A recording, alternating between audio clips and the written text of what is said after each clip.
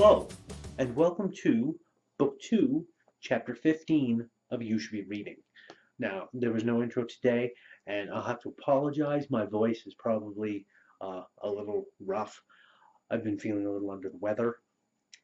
But today I'm going to talk to you just for a little bit. It's going to be a shorter video about The Master of the Five Magics by Lyndon Hardy. Now, this is a series of really old school high fantasy. It's fairly interestingly divided up. I'll just give you a brief rundown of what it's about. Basically, you've got Aladar. He used to be a nobleman's son until the nobleman did something when he was only a young boy to get himself stripped of his title and all his lands taken and all that good stuff. And Aladar has grown up basically a common person, even though he has that inkling in the back of his mind that he used to be a noble, that he has a birthright. And he desires to win the hand of the queen, to win her favor, in order to get his birthright back. This is what drives him on his quest. Fairly standard stuff. Now, he starts off as an apprentice thaumaturge. There's 5 types of magic in this world. There's thaumaturgy, alchemy, magic, sorcery, and wizardry. Now, a lot of those terms are interchangeable, but in here they're very separate and disparate forms of magic. And Mr. Hardy really does an amazing job in laying out the foundations and the basics of how each magic works.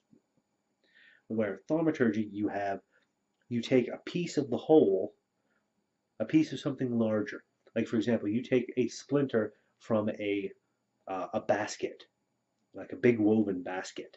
You take a splinter of that, and using the magic of thaumaturgy, you can then lift that splinter and cause the entire basket to lift and move around. That's thaumaturgy. Alchemy is taking a group of ingredients, following a recipe. But the thing with alchemy is that you could do the exact same thing 10 times. All of it, exactly the same amounts, all of it done perfectly, yet because of randomness, they won't all produce the same results. Then you've got magic. Magic is the art of perfection. Everything has to be done absolutely perfect. You can't make any mistakes. And when you do it perfectly, you get a magic item. And it's all big pomp, rituals, circumstances. Some of things can only be done once every 30, every 100 years.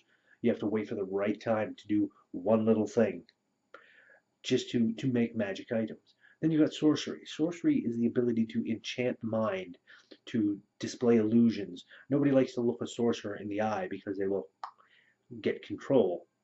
And then you've got the wizards. The wizards are the ones who summon demons into the world. And their art is practicing pitting their own will against the will of demons and subjugating them.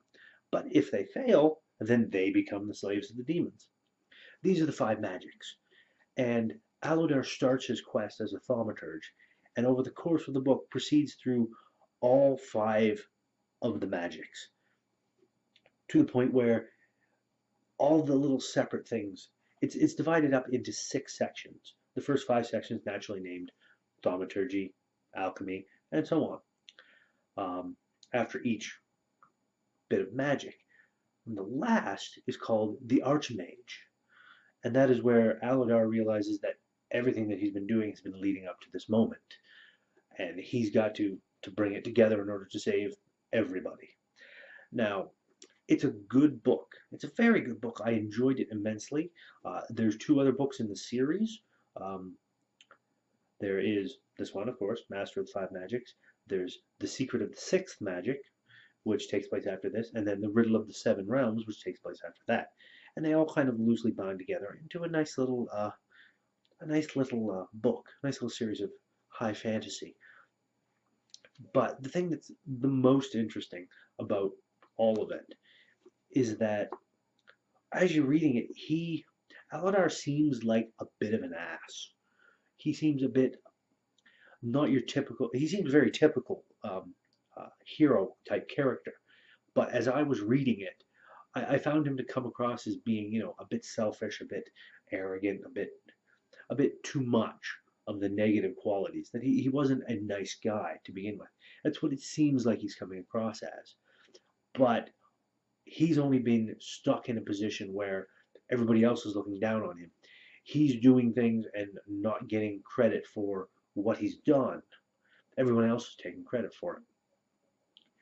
So it's very interesting to watch, to start reading a character that doesn't really appeal, and watching him grow to becoming someone still maybe not appealing, but he's a better person for what he's gone through.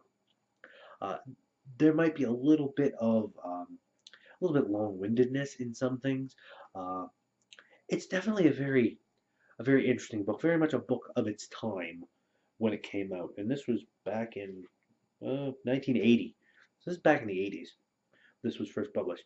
Very much a book of its time, uh, and the viewpoints of that time. So keep that in mind if you are ever going to read this. And I don't know. Mm, I don't think I'm going to read it today. Like I said, I'm not feeling very much under the weather. But yes, uh, this week you should be reading The Master of the Five Magics by Lyndon Hardy. And I'll see you next week.